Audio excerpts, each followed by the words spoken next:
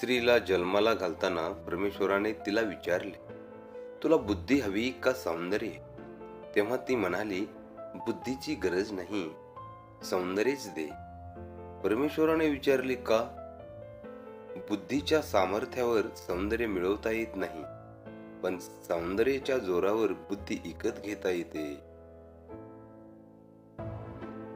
चतुरपणा करावा की प्रामाणिकपणा हे संस्कारावर अवलंबून असते. कारण चतुरपणाला 4 दिवसाची चमक असते, पण लक्षात ठेवा, प्रामाणिकपणा हा आयुष्यभर चमकत राहतो, आयुष्यभर चमकत. छान राहायचं, हसायचं, पोटात ज्वालामुखी असतानाही हिरवीगार झाडं जमिनीवर दिसतातच ना. अश्रू फक्त स्वतःची वकिली करतात. वाहणाऱ्या डोळ्यांना स्वतःच्या चुका दिसत नाही. सगळे वार परतवता येतील, पण अहंकारावर झालेला वार परतवता येत नाही आणि पचवताही येत नाही. आयुष्यातला सर्वात मोठा आनंद म्हणजे जे तुम्हाला जमणार नाही असं लोकांना वाटतं ते साध्य करून दाखवणं.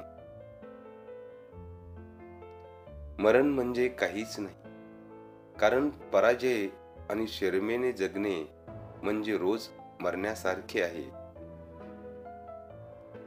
लाखाची सोबत असून काहीच उपयोग नाही.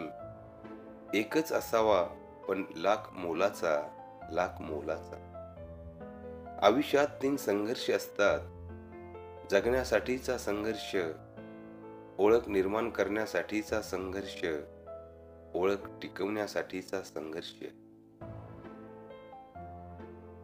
आपला कोणी द्वेष करत असेल तर त्याला 3 पैकी 1 कारण असतं.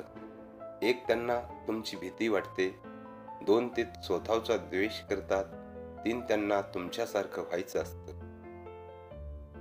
गोड फळ देणाऱ्या झाडाला जशी जास्त दगड मारली जातात, तसंच प्रामाणिकपणे आणि माणुसकीने वागणाऱ्या माणसालाच लोक जास्त त्रास देतात, जास्त त्रास देतात.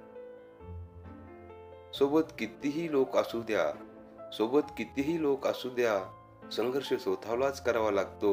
म्हणून अडचणीत आधार शोधू नका, स्वतःलाच भक्कम बनवा.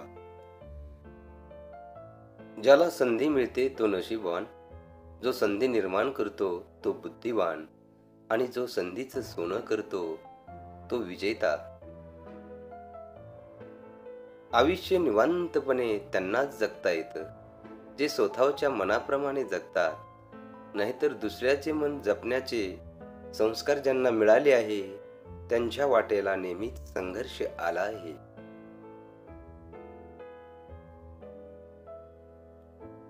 जबाबदारीची जाणीव असली की सकाळी कोणत्याच वेळेला उठण्याचा कंटाळा येत नाही, उठण्याचा कंटाळा येत. जिथे आपण ठेच लागून पडतो तिथूनच सुरुवात होते सांभाळून चालायची. मग ती पायाला असो की मनाला. पायाची ठेच शरीर जपायला शिकवते, तर मनाची ठेच ही माणसं ओळखायला शिकवते. माणूस 2 गोष्टी कधीच विसरत नाही. एक मनाला आवडलेली आणि दुसरी मनाला लागलेली.